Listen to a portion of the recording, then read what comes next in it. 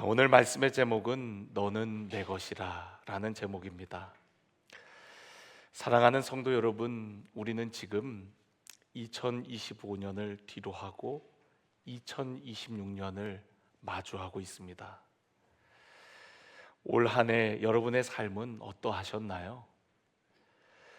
우리는 흔히 다사다난했다는 말로 지나간 시간을 표현할 때가 많습니다.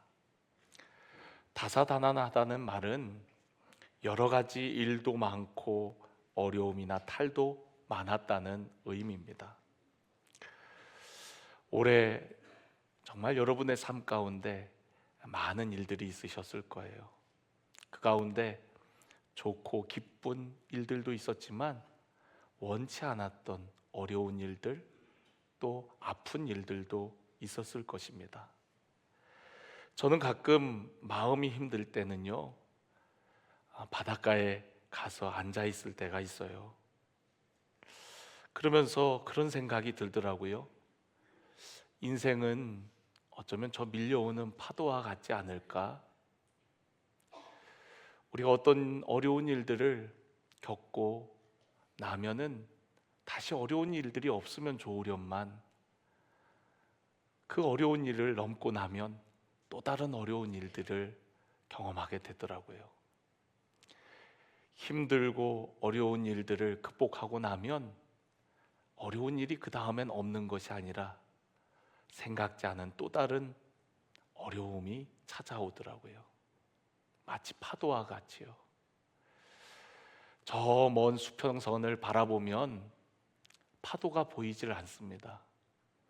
그런데 육지 가까이 오면 올수록 조금씩 물결이 생기기 시작하더니 큰 파도가 만들어지는 걸 보게 되어져요.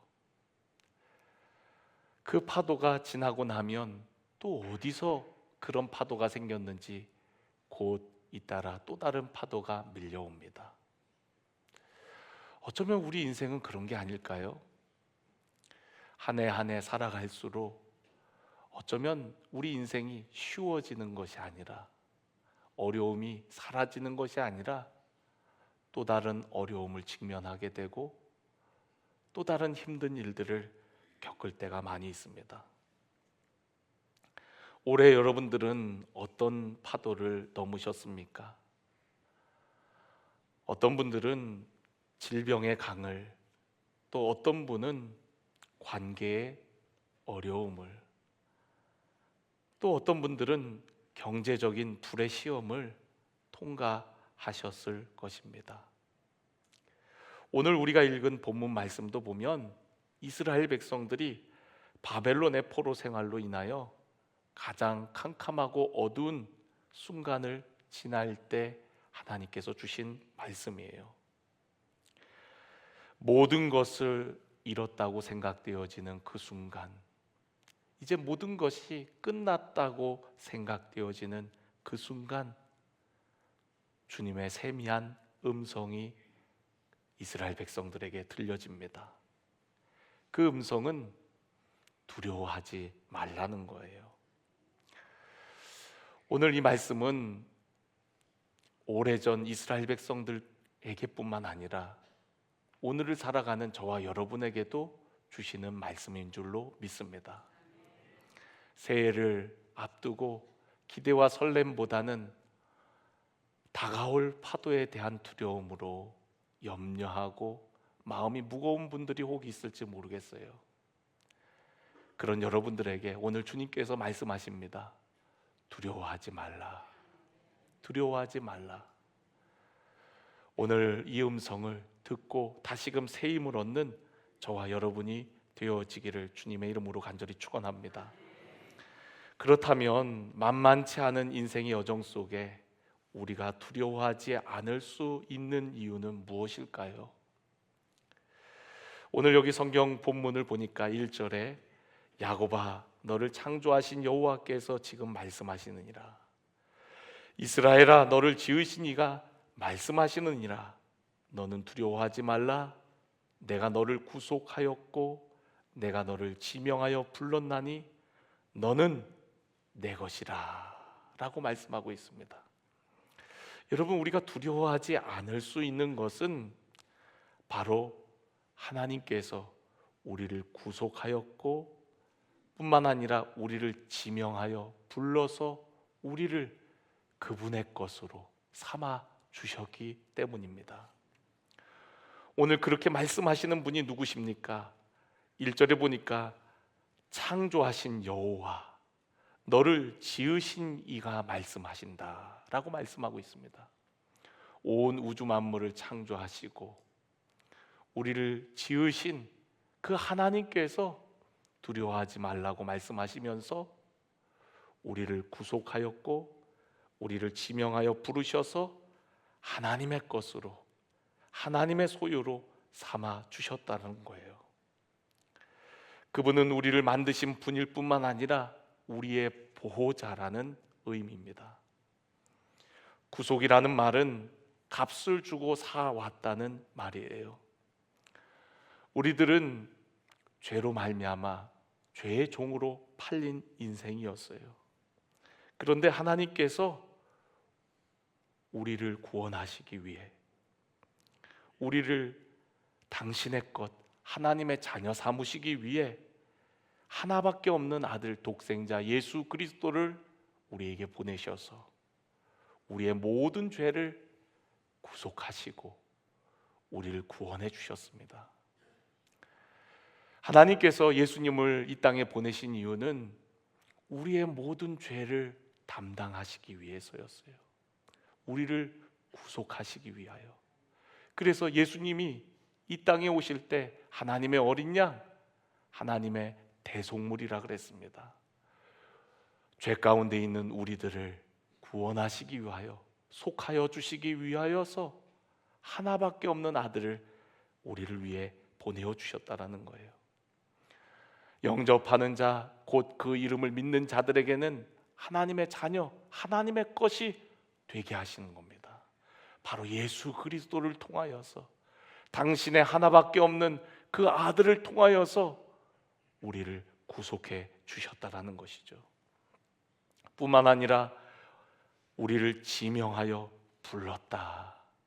여러분, 많고 많은 사람들 중에 있는 우리들이 아니라 하나님께서는 우리를 아시고 우리의 이름을 부르시고 심지어 우리의 머리털까지도 세심바 되셨으며 우리의 마음과 중심을 아시는 하나님께서 우리를 이름을 불러가며 우리를 부르셨다라는 거예요. 그냥 많은 사람들 중에 야 너희들 이리 와봐 이게 아니라 누구야 이리 와라, 누구야 이리 와라 이렇게 부르셨다는 거예요. 수많은 사람들 중에 그의 이름을 부른다는 것은 그와의 친밀함, 또 그와의 인격적인 교제를 의미하는 것이거든요. 도망자 인생을 살던, 실패자 인생을 살던 모세에게 어느 날 오셔서 모세야 그를 부르십니다. 하나님의 거룩한 일을 위하여. 여호수아야 부르십니다. 우리의 이름을 부르시고 하나님의 영광을 위해서 우리를 쓰시기를 원하시더라는 것이죠. 여러분, 우리를 지명하여 부르셨다는 것이 얼마나 영광스러운 일입니까? 우리가 누군가에게 이름을 불려진다는 것은 얼마나 기쁜 일인지 몰라요. 우리의 이름을 부르는 분이 누구인가에 따라서 그 가치와 의미는 정말 달라지겠죠. 과거에 독일 나치가 유럽 땅을 막 점령해 나갈 때에 많은 사람들을 수용소에 가두었다 그래요. 수용소에 갇힌 사람들은 팔에 번호를 새겼다고 합니다. 문신을 새겼다 그래요. 그들의 이름은 사라져버리고 그냥 번호로 불려졌다는 거예요. 독일 나치의 포로가 되니까 이름은 의미가 없었어요. 이름이 있어도 이름으로 불리는 것이 아니라 몇 번 이리 나와 이렇게 불려지는 거죠. 죄를 지은 사람은 감옥에 갑니다. 감옥에 가면 이름으로 불리지 않습니다. 번호로 불립니다. 숫자로 불립니다. 저는 가끔 이렇게 카페에 가면은요, 카페에서 몇 번 고객님, 또 은행에 가면은 몇 번 고객님, 별로 안 좋은 것 같아요. 요즘에는 스타벅스라는 커피 매장이 워낙에 커져서 스타벅스도 진동벨을 사용하고 있지만, 과거에는 스타벅스가 고객의 이름을 불러줬거든요. 그 어플에 기록된 이름 그대로를 불러줬어요. 예를 들어서 제가 왕자님이라고 해놓으면 왕자님 커피 2잔 나왔습니다, 이렇게 불러주는 거죠. 또 제 이름이 이재은이면 이재은 고객님 카페라떼 나왔습니다, 이렇게 이름을 불러주는 게 너무 좋았거든요. 근데 지금은 어느 순간 이제 너무 카페가 커지다 보니까 이제는 고객의 이름을 불러주는 게 아니라 진동벨로 부릅니다. 드르르르 드르르르 하면은 사람들이 그거 들고 가서 자기가 주문한 음료를 가지고 오거든요. 근데 이 디지털화 되면서 참 우리의 이름을 자꾸만 잃어버리는 것 같아요. 네. 여러분, 이름을 불러준다는 것은 그 사람을 존중한다는 것을 의미합니다. 여러분, 교회에 오면은 여러분의 이름을 불러주죠? 아무개 회장님, 아무개 집사님, 아무개 권사님. 저는 이것만으로도 교회에 올 이유가 충분하다고 생각해요. 네. 아파트에서 누굴 만나면 이름 부르나요? 천이호 사시는 분이죠? 이렇게 얘기하거든요. 몇 호 분이시죠? 다 이름을 잘 몰라요. 그런데 여러분, 교회 오면 아무개 권사님 안녕하세요.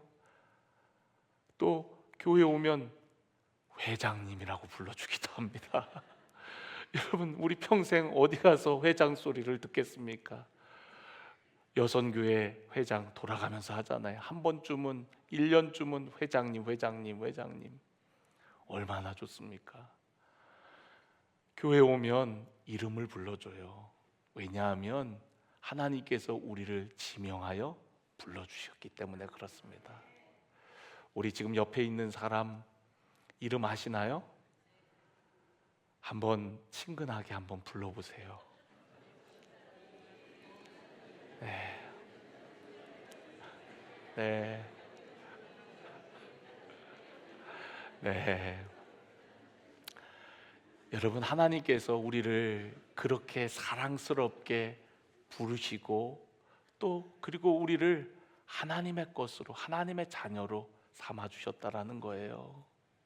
그렇기 때문에 우리는 하나님의 소유이기 때문에 두려워할 필요가 없습니다. 두 번째, 우리가 두려워하지 않아도 되는 이유는 오늘 여기 2절을 보니까 네가 물 가운데 지날 때에 내가 너와 함께 할 것이라. 강을 건널 때에 물이 너를 침몰하지 못할 것이며 불 가운데로 지날 때에 타지도 아니할 것이고 불꽃이 너를 사르지도 못하리라 라고 말씀하고 있습니다. 여러분, 우리가 두려워하지 않을 것은 물이 없기 때문에, 불이 없기 때문이 아니라 주님이 함께 하시기 때문인 줄로 믿습니다. 2절 말씀에 내가 너와 함께 할 것이라 라고 말씀하고 있어요.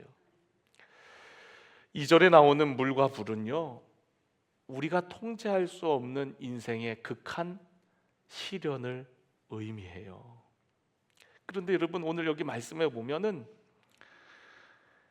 물 위로 날아간다라는 표현을 쓰지 않고 물 가운데로 지나간다라고 말씀하고 있어요.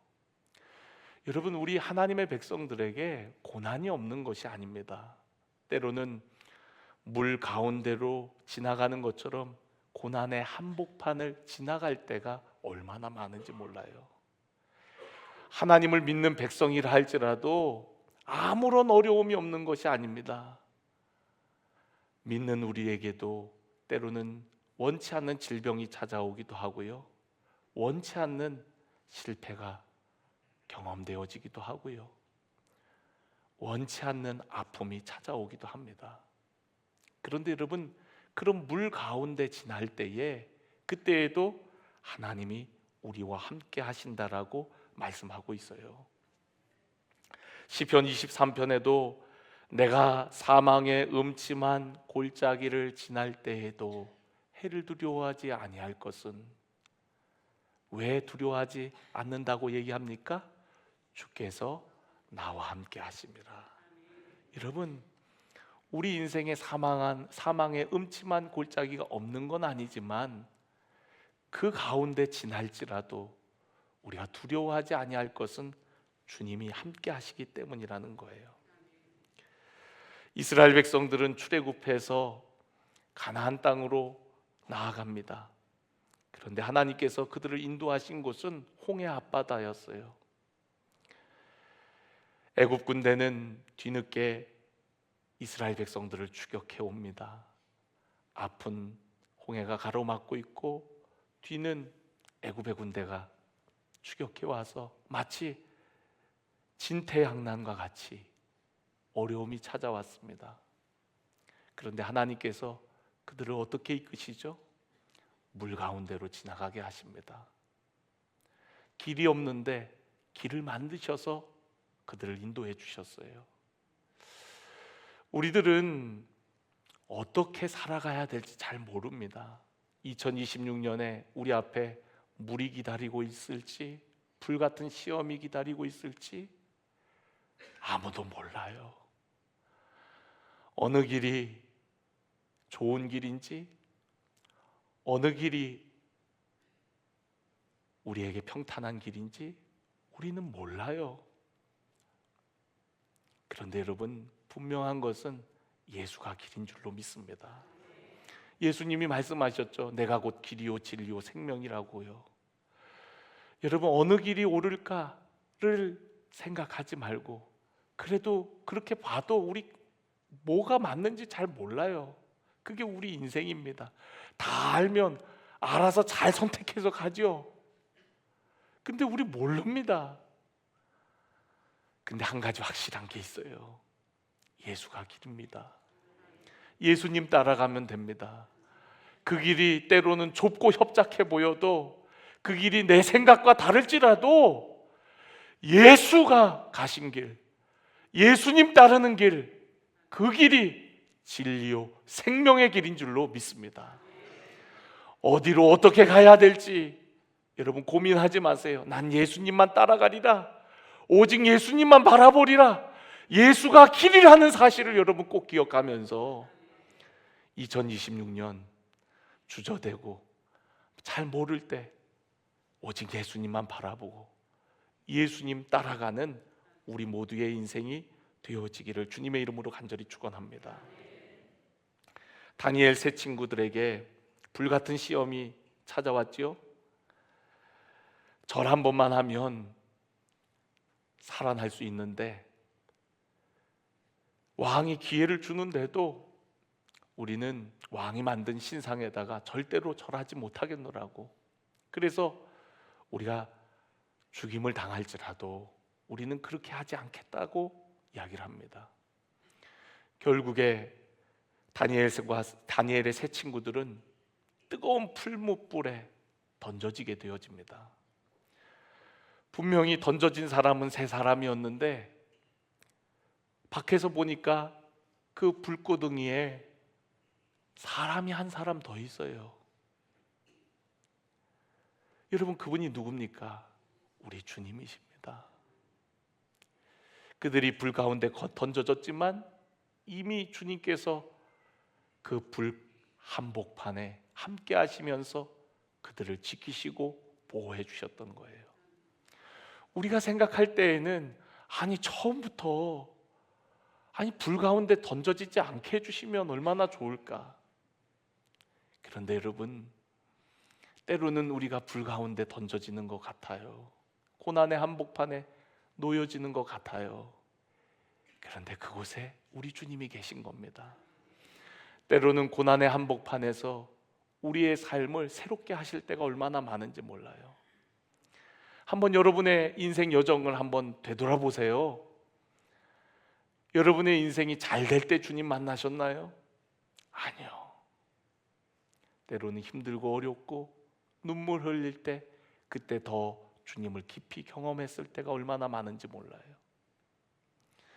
때로는 낭망하고 절망해 있을 때 다시금 그 밑바닥에서 소망의 주님을 경험할 때가 얼마나 많았습니까? 우리의 인생에 그런 어려움이 찾아오지 않았다면 내가 하나님을 의지할 수 있었을까? 하나님을 바라볼 수 있었을까? 더 하나님을 깊이 경험할 수 있었을까?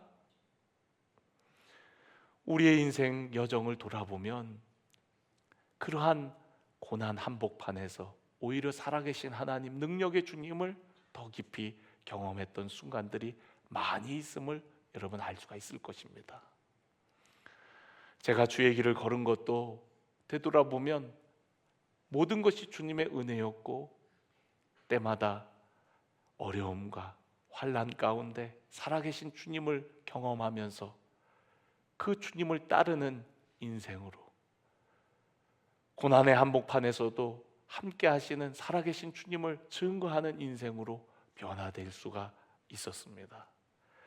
오늘 여러분의 삶 가운데도 임마누엘의 하나님, 성령님, 우리와 늘 함께 하시는 성령님, 여러분 기억하면서 여러분 두려워하지 마시고 그분과 동행하는 우리 믿음의 백성들이 되어지기를 주님의 이름으로 간절히 축원합니다.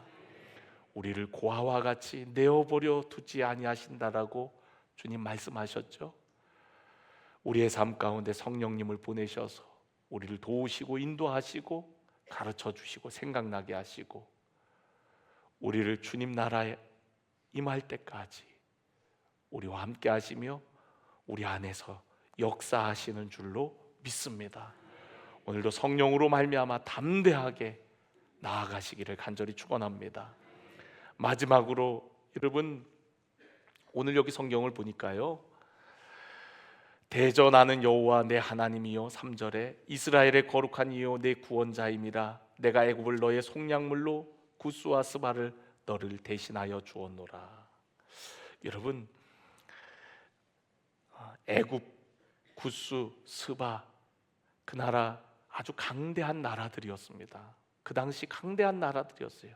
그런데 이들을 속량물로 너를 대신하여 주었다라고 얘기합니다. 왜 그런 자들을 주었습니까? 4절을 보니까 네가 내 눈에 보배롭고 존귀하며 내가 너를 사랑하였은즉 이라고 말씀하고 있어요. 우리를 그 누구보다도 보배롭고 존귀하고 또 우리를 사랑하기 때문에 애굽을, 구스와 스바를 대신하여 속량물로 주었다라는 거예요. 4절 후반절에 보면 내가 내 대신 사람들을 내어주며 백성들이 내 생명을 대신할 것이다 라고 말씀하고 있어요. 여러분, 하나님께서 우리를 너무나도 보배롭고 존귀하게 여기기 때문에, 우리를 너무나도 사랑하기 때문에 저 사람들을 내어주고 백성들이 내 생명을 대신하여 너희들을 구속하겠다는 겁니다. 왜요? 우리가 너무나도 보배롭고 존귀한 존재들이기 때문에. 우리가 얼마나 귀중하면 당시 강대국이었던 애굽을 속량물로, 구스와 스바를 대신하여 속량물로 삼으겠습니까? 그만큼 우리가 귀한 존재들이라는 거죠. 여러분, 하나님께서 우리를 보배롭고 존귀하게 여기셔서요, 당신의 하나밖에 없는 아들을 대속물로 삼으신 거예요. 우리를 너무나도 귀하게 여기셔갖고요, 하나밖에 없는 아들을 우리를 위해 내어주신 거예요. 대신하신 거예요. 그게 바로 십자가 사랑입니다. 하나님이 세상을 이처럼 사랑하셔서 독생자를 우리를 위해 주셨다라는 거예요. 이 말씀이 그 말씀입니다. 우리의 가치가 그렇게 귀중한 존재라는 거예요. 하나님의 아들을 대신할 만큼 우리를 사랑하셨고 우리를 그렇게 보배롭고 존귀하게 여기신다는 겁니다. 여러분의 가치가 그 정도예요. 우리는 예수님의 가치입니다. 아니, 하나님보다 더 귀한 가치로 여기셨기 때문에 하나님의 아들, 하나님이신 예수 그리스도께서 우리를 대신하지 않았겠습니까? 로마서 8장 32절에 보면 자기 아들을 아끼지 아니하시고 우리 모든 사람을 위하여 내주시니가 어찌 그 아들과 함께 모든 것을 우리에게 주시지 아니하겠느냐. 여러분, 우리들은 천하보다 귀한 사람들인 줄로 믿습니다. 하나님께서 하나님의 아들을 내어주시면서까지 사랑해 주신 보배롭고 존귀한 자들이 바로 저와 여러분이라는 사실이에요. 세상은 끊임없이 우리를 향하여서 너는 죄인이야, 너 같은 사람이 뭘 해? 이렇게 속삭입니다. 그런데 여러분, 우리를 지으시고 우리를 창조하신 분이 누구인지를 여러분 기억하십시오. 우리를 지으시고 창조하신 그 하나님은 우리를 사랑하실 뿐만 아니라 우리를 보배롭고 존귀하게 여기셔서 하나밖에 없는 아들 예수 그리스도를 내어주시기까지 하시는 분이라는 사실을 여러분 잊지 마시기를 바랍니다.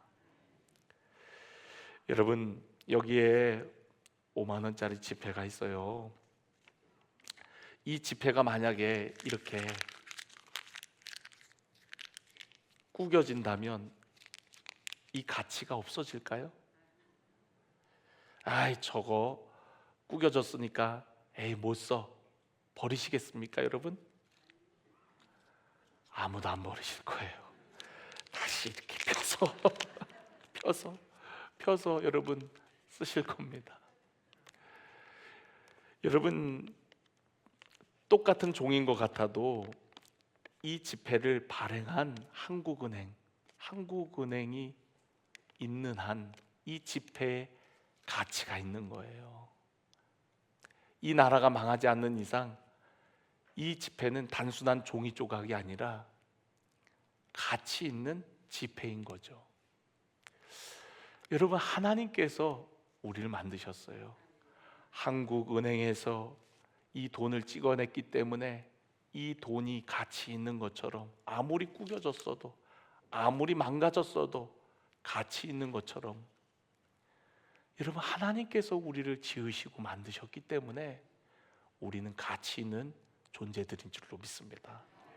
아무리 마귀가 넌 더럽혀졌잖아, 너 같은 사람이 뭘 해, 이렇게 얘기한다 할지라도 우리는 하나님이 지으시고 창조하시고 또한 우리를 보배롭고 존귀하게 여기심을 여러분 기억하면서 그 주님이 나의 하나님, 나의 아버지라는 사실을 여러분 기억하며 여러분 두려워하지 마시고 세상의 소리에 흔들리지 마시고 담대하게 살아가는 우리 모두가 되어지기를 주님의 이름으로 간절히 축원합니다.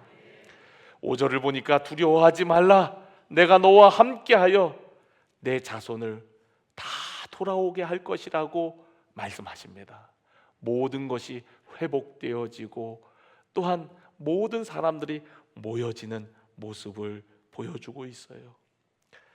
여러분, 주님이 함께 하실 때 지금 나의 상황은 암담하고 어려워 보여도 하나님이 함께 하시면 능히 이 상황들이 역전되어지는 줄로 믿습니다.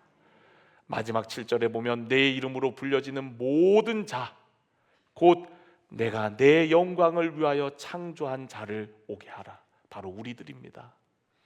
하나님의 영광을 위하여 창조된 우리들, 보배롭고 존귀한 우리들, 그들을 다 불러 모으게 하신다라고 말씀하고 있어요. 하나님의 목적대로 하나님의 영광으로 우리를 쓰시겠다라고 말씀하십니다. 2026년이 그런 한 해가 되기를 간절히 원합니다. 하나님께서 여러분들을 각처에서 부르시고 모으셔서 하나님의 영광을 위해서 아름답게 쓰임받는 우리 모두의 인생이 되어지기를 간절히 원합니다. 2025년 하나님께서 주신 은혜가 너무나도 컸습니다. 또한 2026년 하나님께서 부어주실 은혜가 더욱 클 줄로 믿습니다.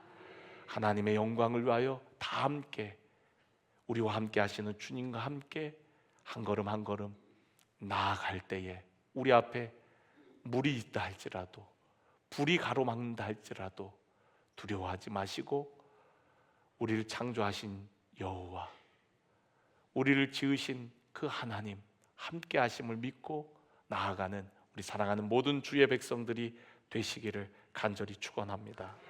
두려움이 올 때 선포하십시오. 나는 하나님의 것이라고. 외로울 때 기억하십시오. 오늘도 임마누엘의 주님께서 성령으로 나와 함께 하심을. 또한 세상이 우리를 향하여서 좋지 않은 소리를 이야기할 때 무슨 소리야? 나는 하나님이 지으셨어. 하나님의 영광을 위해 창조되었어. 나는 보배롭고 존귀한 자야 라고 선포하시면서 꿋꿋하게 2026년을 승리하는 우리 모두가 되기를 간절히 축원합니다.